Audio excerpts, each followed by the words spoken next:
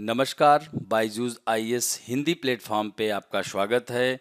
आज हम लोग 17 अक्टूबर 2021 के दैनिक क्विज की चर्चा करेंगे, जो कि आपके आगामी प्रारंभिक परीक्षा के दृष्टिकोण से लाभदायक सिद्ध हो सकता है। तो आइए सबसे पहले प्रश्न की ओर चलते हैं।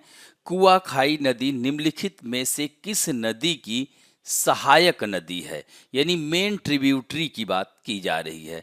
तो यह वामसाधारा या सुवर्ण रेखा या ब्राह्मणी या महानदी। तो यह उत्तर होगा महानदी। और दोस्तों, इस बार 2021 के प्रीलिम परीक्षा में भी वामसाधारा, सुवर्ण रेखा, इन सब नदियों की चर्चा हुई है। इनसे संबंधित प्रश्न आए हुए हैं, तो इन्हें आप लोग मानचित्र में जरूर इनको देख करके इनके बारे में ध्यान रखें और आगे की परीक्षाओं के दृष्टिकोण से भी इन्हें तैयार करने का प्रयास करें। तो महानदी यह कहाँ से निकलती है?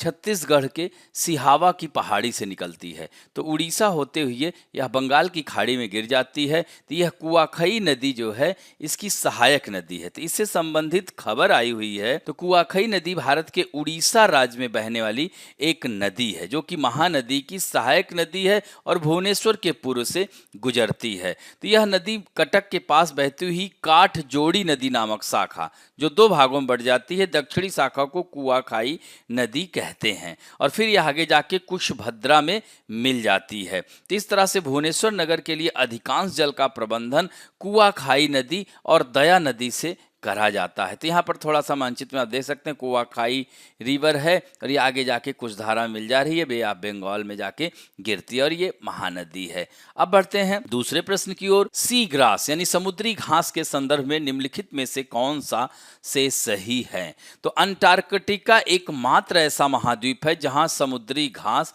नहीं है। यह कथन एकदम सत्य है, चूंकि अंटार्कटिका महाद्वीप, इसे व्हाइट कॉन्टिनेंट कहा जाता है, इसे सफ़ेद महाद्वीप कहा जाता है, इसे स्थानांतरणशील महाद्वीप कहा जाता है, इसे वैज्ञानिक अनुसंधानों की भूमि वाला महाद्वीप कहा जाता है। तो यहाँ पर रिसर्च सेंटर हैं विश्व के, जैसे अपने भारत के भी 3 रिसर्च सेंटर, भारती, मैत्री और दक्षिण गंगोत्री। तो भारतीय अभी सबसे लास्ट में यहाँ पर स्थापित किया गया 2012 में लार्समन की पहाड़ी पर।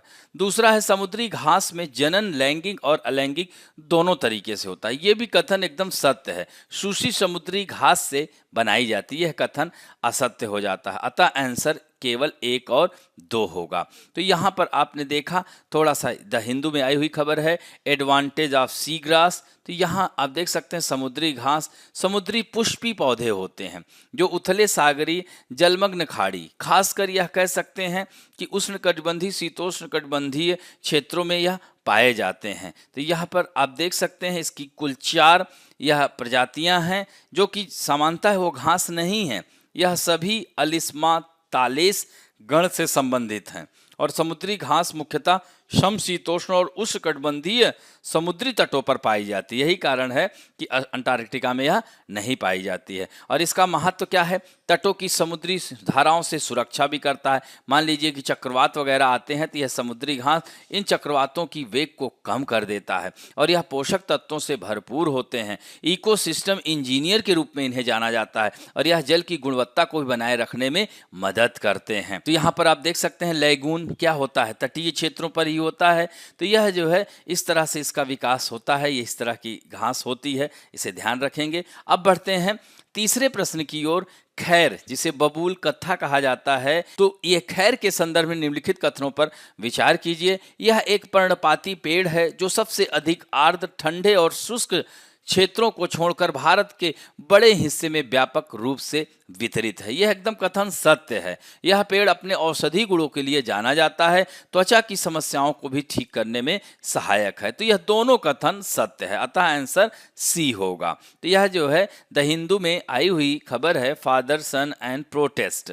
थोड़ा सा जानते हैं कि खैर होता क्या है। तो यह एक पर्णपाती यानी डेसिडियस वृक्ष है जिसमें सबसे अधिक आर्द्र, ठंडे और सबसे शुष्क क्षेत्रों को छोड़कर भारत के व्यापक हिस्से में पाया जाता है। यानी संपूर्ण भारत में पाया जाने वाला एक जंगली वृक्ष है। खासकर उत्तर प्रदेश, बिहार, पंजाब, हरियाणा, राजस्थान में अधिकतर पाया जाता है। इसके साथ साथ पड़ोसी मुल्क भारत, पाकिस्तान, नेपाल, श्रीलंका, भूटान, म्यांमार में भी यह पाया जाता है। तो इस तरह से यह संस्कृत में इसे खदिर नाम से पुकारा जाता है, जिसका अर्थ ही होता है रोगों को नष्ट करने वाला। तो यह ध्यान रखेंगे। अब बढ़ते हैं भारतीय संविधान का अनुच्छेद 311। आपने देखा होगा इस बार की प्रीलिम परीक्षा में सीधे सीधे अनुच्छेद आ गया था। तो इस तरह से जो चर्चा में रहे उन अनुच्छेदों को जरूर आप लोग देखें। तो यह किससे संबंधित है? तो अनुच्छेद 311 अगर आपको पता होगा तो इसका उत्तर आप बहुत आसानी से दे सकेंगे।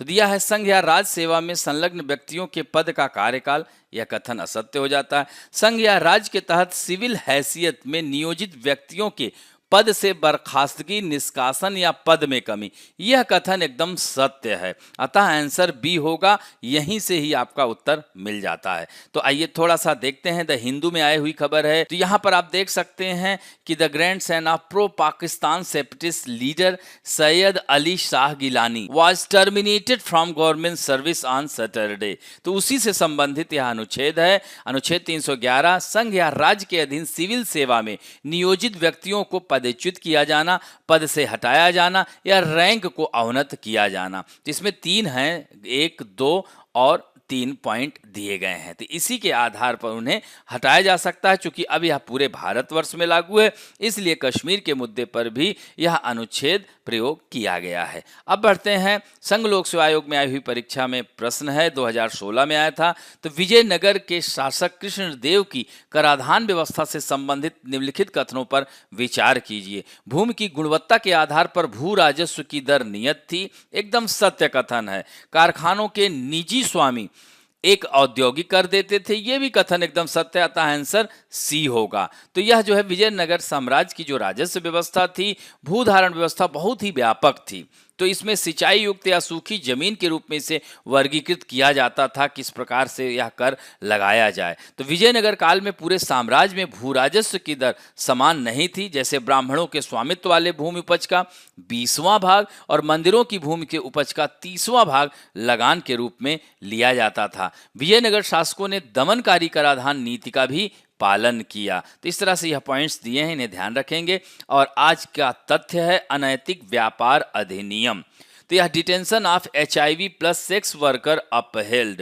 तो यहाँ पर मुंबई के कोर्ट ने 2 वर्ष का कारावास की सजा सुनाई है एक HIV पॉजिटिव जो है सेक्स वर्कर को, क्योंकि उससे समाज में और लोगों को HIV होने का खतरा बढ़ सकता है। इसी की आशंका को देखते हुए इसी के तहत अनैतिक व्यापार रोकथाम अधिनियम के तहत उसके ऊपर यह केस दर्ज किया गया। तो यह 1956 में ही अधिनियम आया था। स्वतंत्रता के बाद ही भारत में वेश्यावृत्ति को दंडनीय अपराध बनाया गया तथा वेश्यावृत्ति को रोकने हेतु 1956 में भारत की संसद द्वारा इसे बनाया गया था और यह अधिनियम संपूर्ण भारत पर लागू होता है। तो संपूर्ण भारत, और यह जो है कह सकते हैं इस अधिनियम के अंतर्गत वेश्यावृत्ति के लिए प्रलोभन देना या उकसाने को भी अपराध बनाया गया है। और जो व्यक्ति किसी व्यक्ति को वेश्यावृत्ति हेतु प्रभावित करता है या सार्वजनिक स्थानों पर उसके इस हेतु प्रदर्शन करता है, उसे 6 माह के कारावास या 500 रुपए तक के जुर्माने अथवा दोनों से दंडित किए जाने का प्रावधान है। और दोबारा फिर इस प्रकार का अपराध करने पर 1 वर्ष तक की अवधि के लिए कारावास का प्रावधान है। तो इस तरह से इसमें बहुत सारे और भी यह क्लास हैं। तो यह इसे ध्यान रखेंगे, अनैतिक अधिनियम। आशा करता हूं कि आज का भी वीडियो आप लोगों को अच्छा लगेगा और अच्छा लगे तो प्लीज लाइक, शेयर, सब्सक्राइब और बेल आइकन दबाना ना भूलें। धन्यवाद।